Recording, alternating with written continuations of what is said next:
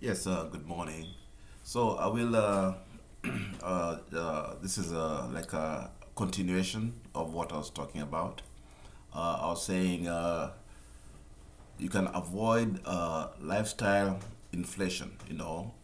While it may be tempting to use windfalls for discretionary spending or lifestyle upgrades, you got this a lot of money, and so now you want to upgrade your lifestyle.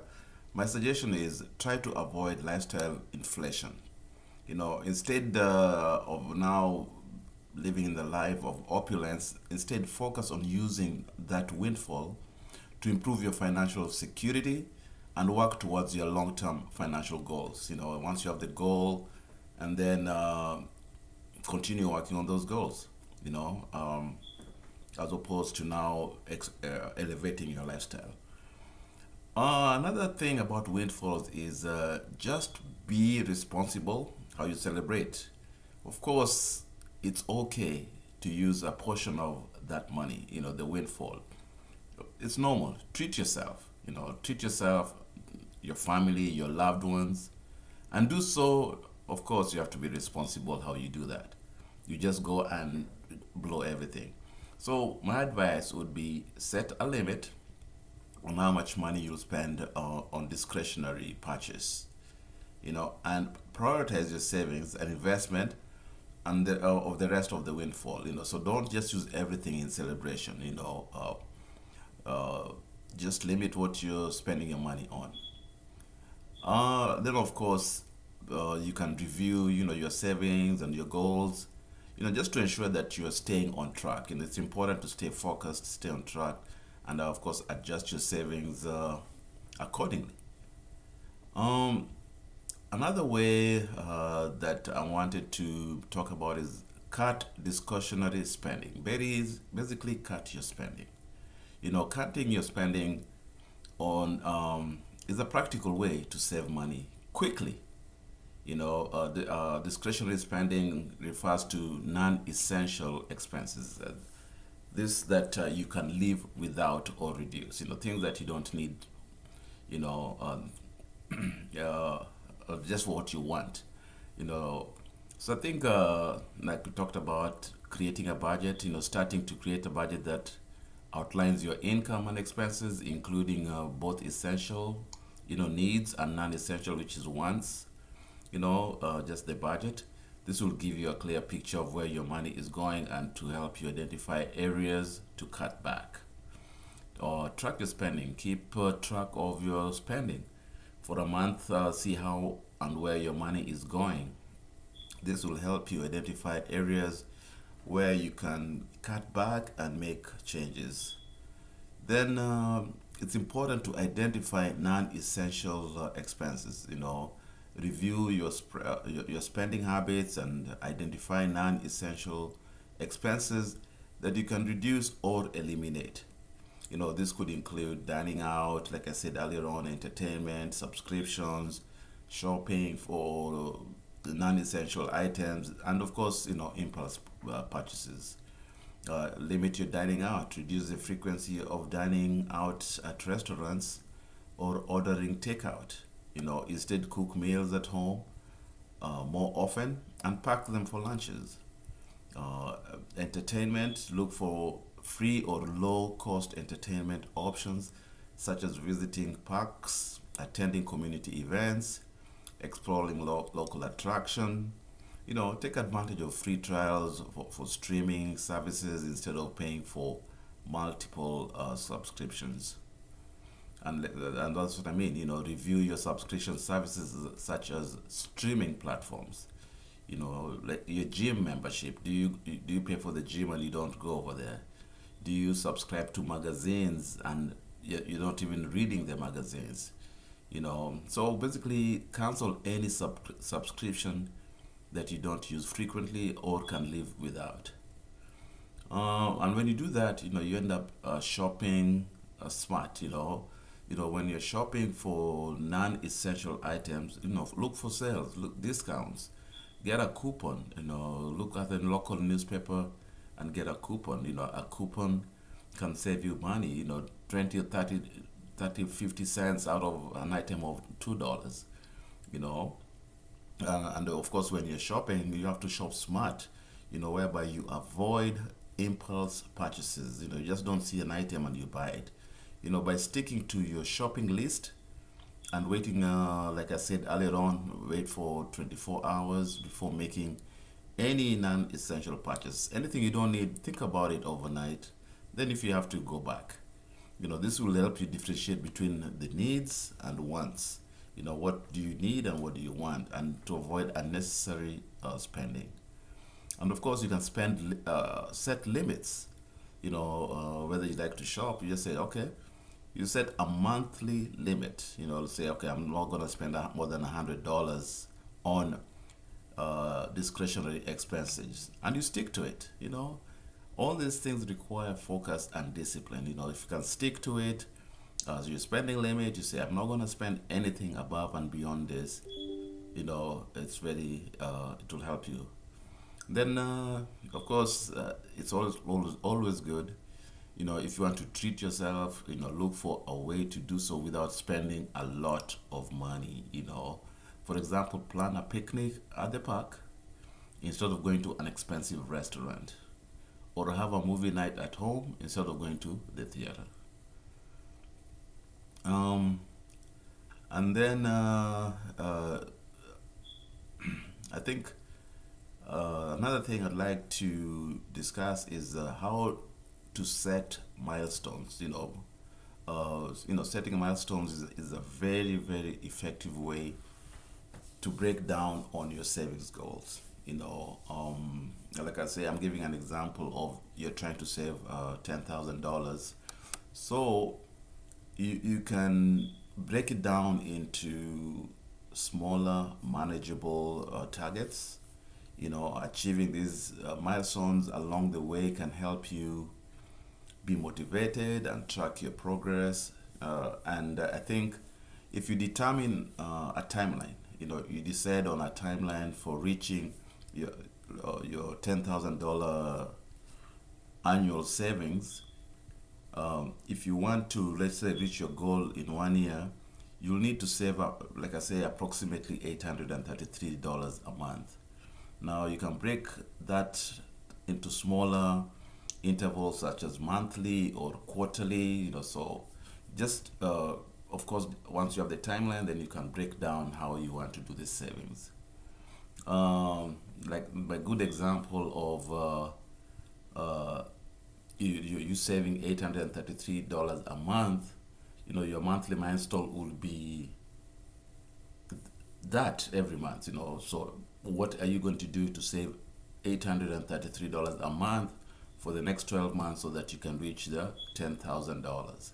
So it's very important that you have a milestone. So like I said, the milestone can be monthly, it can be quarterly. Quarterly means, a year has 12 months. So half is 6 months, a quarter is 3 months. So every 3 months, you can say you can divide it every 3 months. So if you divide your savings into quarterly milestones, then it feels more manageable. For example, you're saving 833 a month. Your quarter milestone would be 2,500 at the end of each quarter. So at the end of each month, end of 3 months, your milestone is 2,500. And it's doable. And of course, when you do that, you feel happy. When you're able to achieve your goals, you have to acknowledge your progress and celebrate when you do it. When you do it, celebrate. Like I say, celebration will keep you motivated, and you'll do it even better. You'll be more skilled and focused. Because this could be something simple. Just treat yourself to a small reward for making a milestone. So that you'll give yourself a pat on the back, and you feel good. So reviewing your progress regularly, adjusting your milestones if necessary. Again, don't sleep hungry because you have to do that. If you're not tracking to reach the goal within your desired time, consider adjusting your monthly savings amount, or finding additional ways to cut expenses, and also ways to increase your income. So it's very key that you can adjust as needed, you know, and you can do this by creating a visual representation of your milestone. This will help you stay motivated. You could use a savings tracker, app or graph, or visualize your progress towards your goal. You know, and Of course, when you share your savings goals with a trusted friend or a family member, if you say, okay, my brother, guess what? I want to save $10,000 this year, So when you share it with a trusted friend or a family member or a financial advisor, that's why financial advisors are there, having someone to hold you accountable. Someone will be say, oh, I thought you say you're gonna save this amount every month, you know. What happened? So when you have someone to can hold you accountable, this can help you stay focused, and committed to reaching your goals. You know, so it's always good to share your goals with somebody you trust, and somebody's not gonna laugh at you like, "Oh my God, you're not gonna make it." You need somebody who can say, "Okay, you said you're gonna do this. Show me what you're saying." Of course, life can be very unpredictable. So it's important to stay flexible with your milestones. Don't like I said, sleep hungry, and you have some money. So if unexpected expenses come up or your income fluctuates, please feel free to adjust your milestone accordingly, and keep on moving forward. And doing your savings. And the other way, of course, is to avoid debt. If you can avoid debt, your job of savings is even easier. Avoiding debt is essential, you know, if you want to save money. If you want to save money, you avoid debt. You cannot save money and your debt is also going up. Savings goes up, debt goes down. Simply, that's how it works. So, and of course, how to avoid that is like we talk about earlier on over and over is, you start by creating a detailed budget. You look at your income and expenses and your portions. Then you have to build an emergency fund to cover unexpected expenses. Financial emergencies always arise, so having an emergency fund is key. You have some money that you can put aside. And To avoid that, a lot of things come into place. Live below your means. Practice living below your means by spending less than you earn. If you earn here, spend here. You don't want to earn here, but you want to spend here. That will mix. You'll have to go to debt. So earn here, spend here. So always practice living. As living below your means, by spending less than what you earn. Avoid unnecessary expenses and prioritize your savings and investing for a future. You don't want to be here and you're spending here, so you go in debt, you borrow money, get credit, but if you're here, so try and do this over time and then you'll reach your goal. Okay, then pay with cash. If you have, if you, whenever possible, try and purchase with cash. This is the money you have. Usually when you use a debit card, you think you have the money, so you spend more. But if you have cash, let's say you have $100 in your account. If you have a debit card, you may spend the $100. But if you have it in cash, you become more careful how you spend that money. You just don't say, "Oh, I'm buying everybody lunch today," just because you have your debit card. But if you have cash, you're like, "I can't spend all this money, not today." So pay by cash as opposed to a credit card. Then, of course, keep track of your spending habits. Your habits, how you spend money.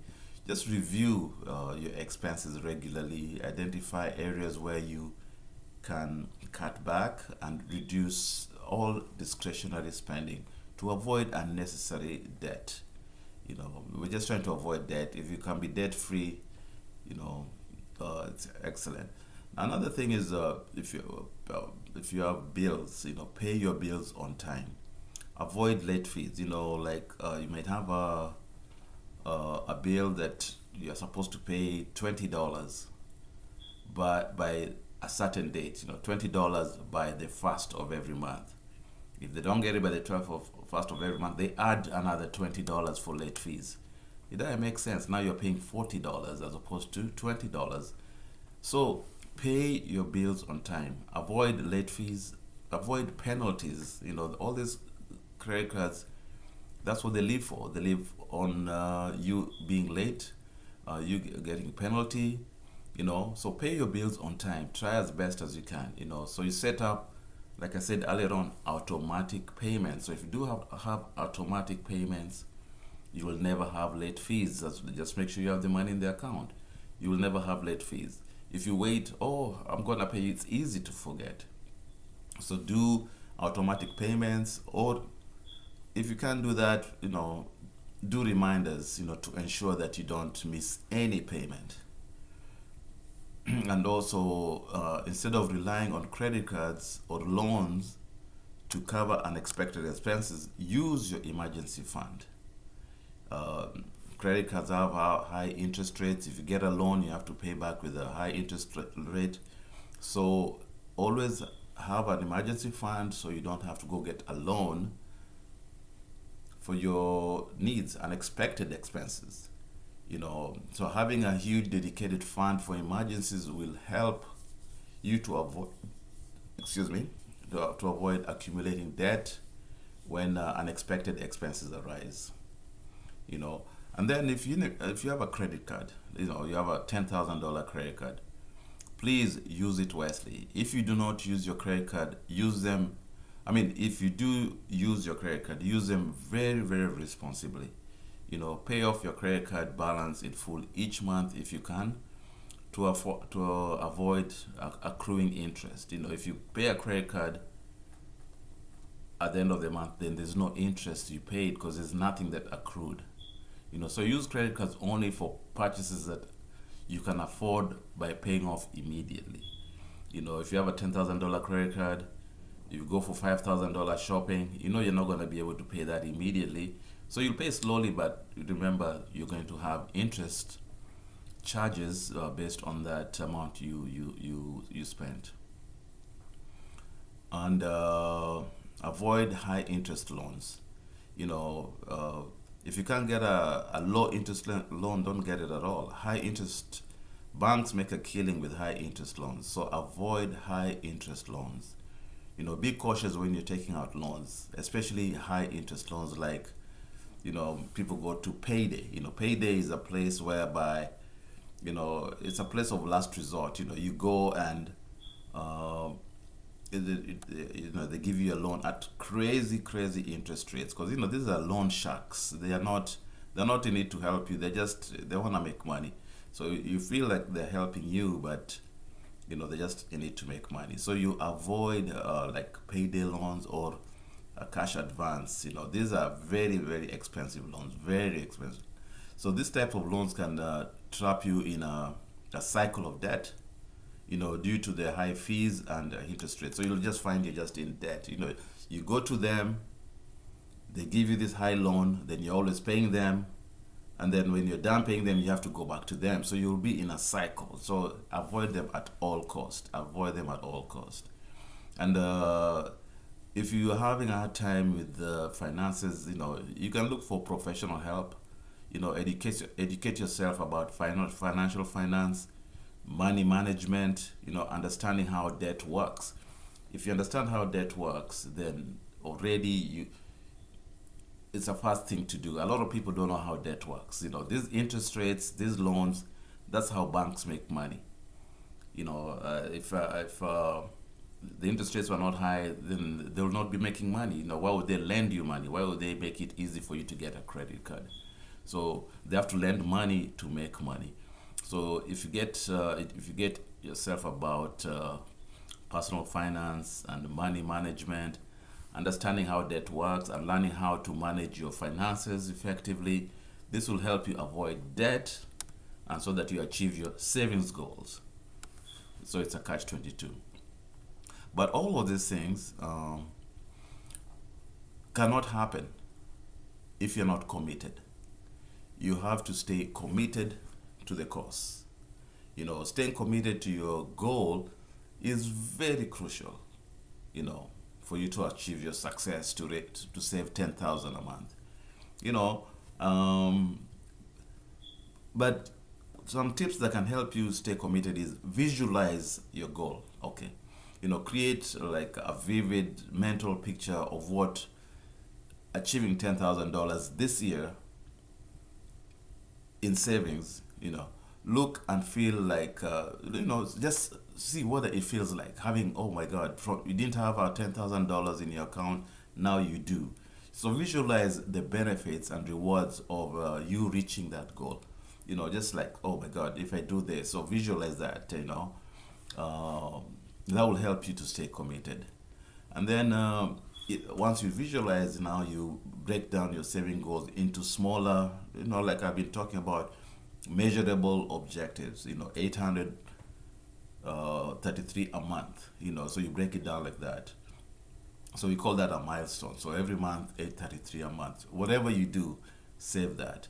So once you have a clear target to aim at, this will make your goal more achievable, and this will help you track your progress along the way.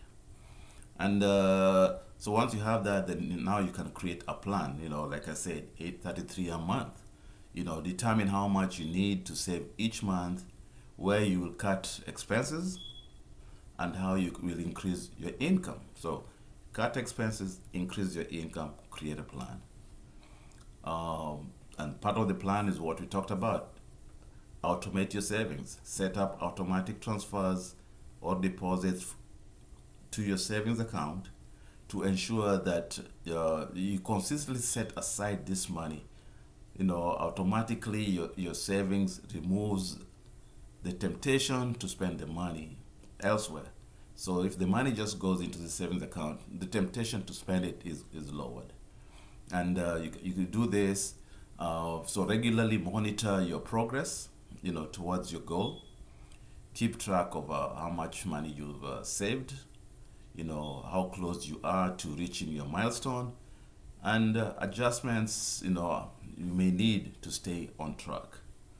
And of course, you can only do this if you're disciplined, sticking to your budget and savings plan, even when faced with temptation, or a setback comes up.